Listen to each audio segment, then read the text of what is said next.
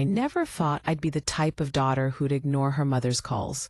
Growing up, my mom Diane was my hero, a single mother who worked 2 jobs to keep a roof over our heads after my dad left when I was 4.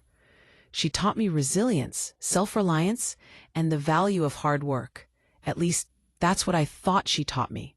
The first signs that something was changing appeared during my sophomore year of college. I was working part-time at a campus cafe while maintaining a full scholarship when Mom called asking for $300 for an emergency electric bill.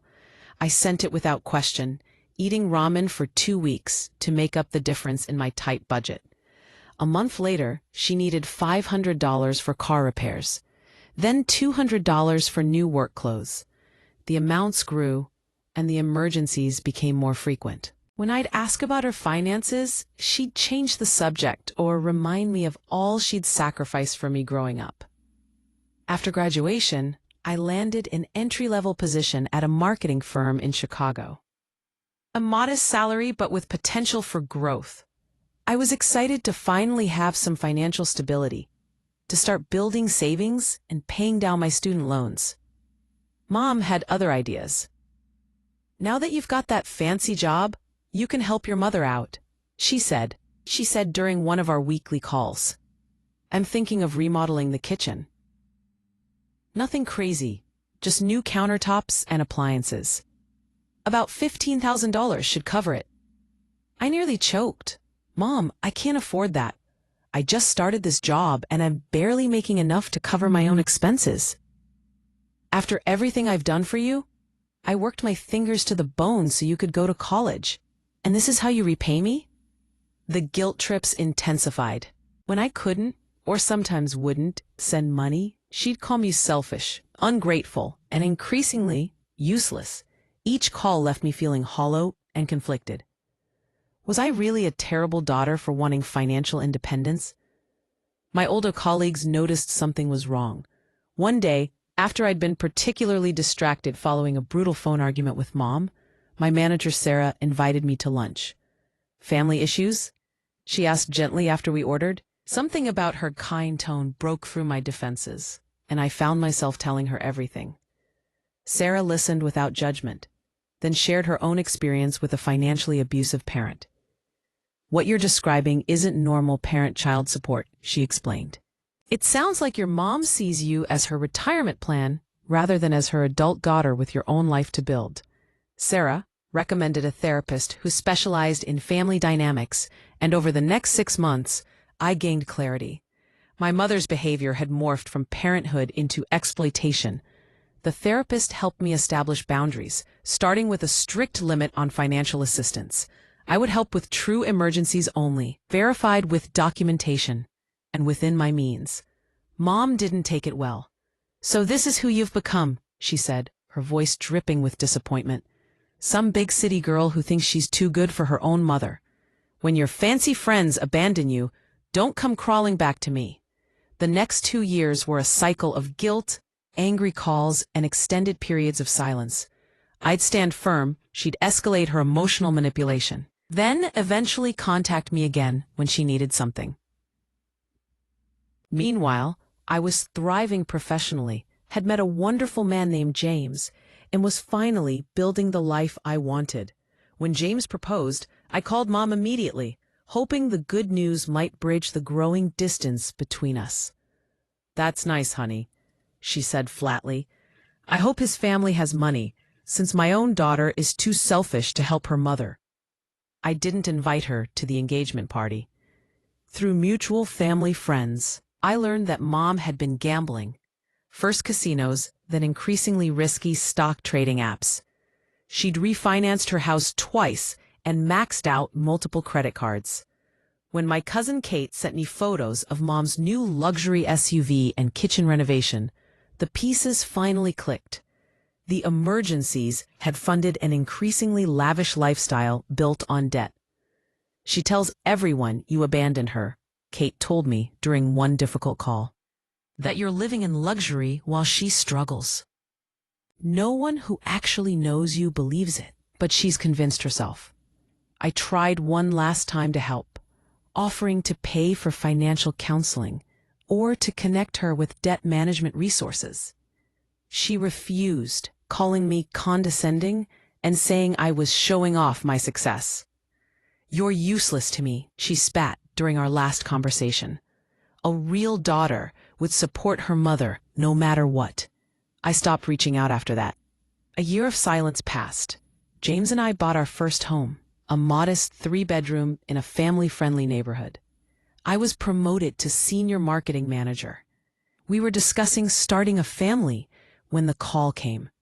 Not from Mom, but from Kate. "Aunt Diane's lost everything," she said without preamble. "The bank foreclosed on the house. She's been staying with us for 2 weeks, but Paul and I can't keep her much longer. Our apartment's too small, and she's not making things easy." According to Kate, Mom had taken out a 3rd mortgage she couldn't afford, then tried to cover the payments with increasingly desperate gambling. When she lost her job for chronic absenteeism, the financial house of cards collapsed completely. She'd shown up at Kate's door with 2 suitcases and nowhere else to go. "I know things are strained between you two," Kate said carefully, "but she's running out of options." I sat with this information for days, discussing it with James and my therapist. Part of me wanted to maintain the distance that had finally allowed me to heal. Another part remembered the mother, who had once worked those 2 jobs to keep me fed and housed. Eventually, I called Kate back. "I can help," I said, "but with conditions." 2 days later, I was face to face with my mother for the first time in nearly 3 years. She looked smaller somehow, the confident woman I remembered, diminished by circumstance. Her designer clothes had been replaced with a plain sweater and jeans that seemed to hang on her frame. When our eyes met, I saw a flash of the old defiance, quickly replaced by something unfamiliar in her. "Shame. Katie says you have conditions," she said, attempting her usual imperial tone but falling short. I nodded. "I found an affordable 1-bedroom apartment. I'll pay the security deposit and first 3 months' rent. I'll help you find work and connect you with financial counseling." Her eyes narrowed. And you'll attend weekly sessions with a gambling addiction counselor. I've already arranged it. Missing even 1 session ends my financial support immediately." "You think I'm an addict?" she scoffed, but the protest sounded hollow. "I think you've lost everything because of gambling," I replied evenly. "Call it whatever you want." She stared at her hands for a long moment. "And then what? You ride in like a hero, fix everything, and disappear again." "I didn't disappear, Mom. You pushed me away, repeatedly. Called me useless when I wouldn't fund your lifestyle." "I'm your mother," she whispered, but the entitlement that usually accompanied those words was absent. "Yes, you are. And I'm willing to help you rebuild, not enable you, actually help you. But our relationship needs to rebuild too, and that starts with honesty and respect. Both ways." What followed were perhaps the hardest 6 months of my life. Mom moved into the apartment and initially seemed committed to change. She found a receptionist position at a dental office and attended her counseling sessions. We established a cautious routine of Sunday dinners at our house, where conversation stayed deliberately light. Then she missed a counseling session. When confronted, she claimed a work emergency, but her counselor confirmed she'd called to cancel without explanation.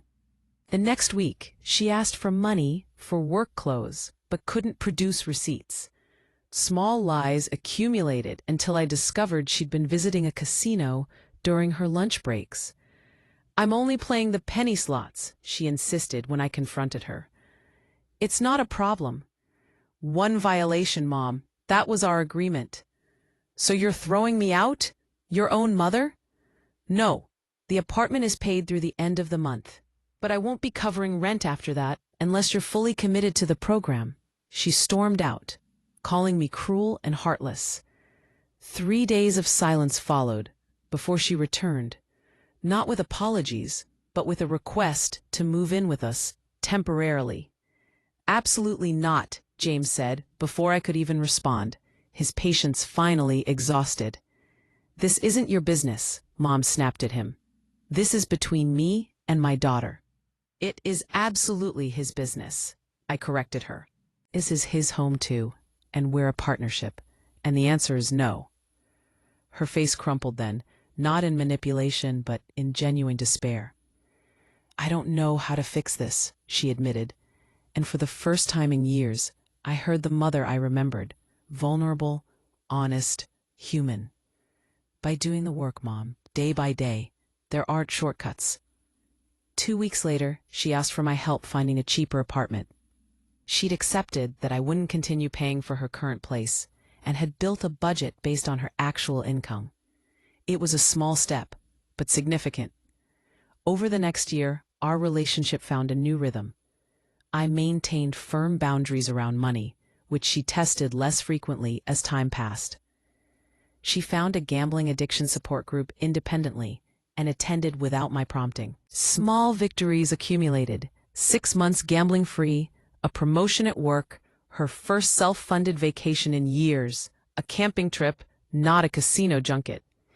During a recent Sunday dinner, as we cleared dishes together, she paused suddenly. "I was wrong about you," she said quietly. "You were never useless. You were the only one strong enough to say no when I needed to hear it." I didn't respond immediately, focusing on loading the dishwasher. "I'm not asking for money," she added quickly. I need you to know that I see what I did, how I hurt you, and I'm sorry." It wasn't a perfect apology. It didn't erase the years of manipulation and emotional abuse, but it was genuine, and in that moment, it was enough. "I know, Mom," I said finally, "and I'm proud of how far you've come. Our relationship will never be what it once was, nor should it be. What we're building now is healthier, a connection between two adult women who respect each other's boundaries. She isn't dependent on me financially, and I'm no longer defined by her approval." Last week, she called to tell me she'd receive a substantial tax refund. "I put it straight into my emergency fund," she said, pride evident in her voice. "First time in my adult life I've had actual savings." "That's fantastic, Mom. My counselor says I should celebrate milestones. Would you and James want to join me for dinner Friday? My treat." As I hung up, I realized that the greatest gift wasn't her financial independence, but mine, the freedom to love my mother without fearing her next request, to support her recovery without sacrificing my own well-being. Sometimes the most valuable thing we can give someone isn't money, but the courage to face reality, even when that reality is of their own making.